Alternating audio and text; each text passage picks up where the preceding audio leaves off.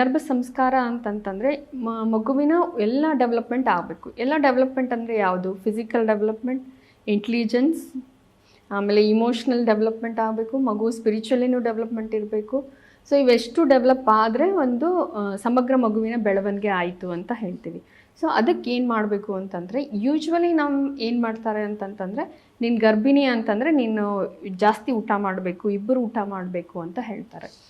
So ಆ ಕಾನ್ಸೆಪ್ಟ್ಗಿಂತ ನಮ್ಗೆ ಏನು ಬೇಕಾಗತ್ತೆ, ಮಗುವಿಗೆ ಯಾವ ಹಂತದಲ್ಲಿ ಏನು ಬೇಕು ಆ ಆಹಾರವನ್ನು ನೀವು ಜಾಸ್ತಿ ಅಥವಾ ಆ ಆಹಾರವನ್ನು ತಗೊಳ್ತಾ ಹೋದರೆ ಏನು ಮಗುವಿಗೆ ಬೇಕಾಗಿರುತ್ತೆ ಅದೆಲ್ಲ ಮಿನರಲ್ಸ್ ಇರ್ಬೋದು, ವಿಟಮಿನ್ಸ್ ಇರ್ಬೋದು, ಅವೆಲ್ಲ ಮಗುವಿಗೆ ಬರುತ್ತೆ. ಬಟ್ ನಾವೇನಂತೀವಿ, ನೀನು ಜಾಸ್ತಿ ಊಟ ಮಾಡಬೇಕು ಅಂಥೇಳಿ ಊಟದ ಮೇಲೆ ಸ್ಟ್ರೆಸ್ ಮಾಡ್ತೀವಿ, ಬಟ್ ನ್ಯೂಟ್ರಿಯೆಂಟ್ಸ್ ಮೇಲೆ ನಾವು ಸ್ಟ್ರೆಸ್ ಮಾಡೋದಿಲ್ಲ.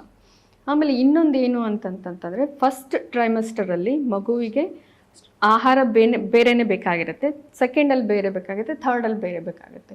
ಈಗ ಒಂದು ಎಕ್ಸಾಂಪಲ್ ಕೊಡೋದು ಅಂತಂತಂದರೆ ಫೋಲಿಕ್ ಆ್ಯಸಿಡ್ ಅಂತ ಹೇಳ್ತೀವಿ. ಇದು ಫಸ್ಟ್ ಟ್ರೈಮಸ್ಟರು ತುಂಬ ಅಗತ್ಯವಾಗಿ ತಾಯಿಗೆ ಬೇಕಾಗಿರುತ್ತೆ. ಸೊ ಆ ರೀತಿ ಆಹಾರಗಳನ್ನು ತೆಗೆದುಕೊಳ್ಬೇಕಾಗತ್ತೆ.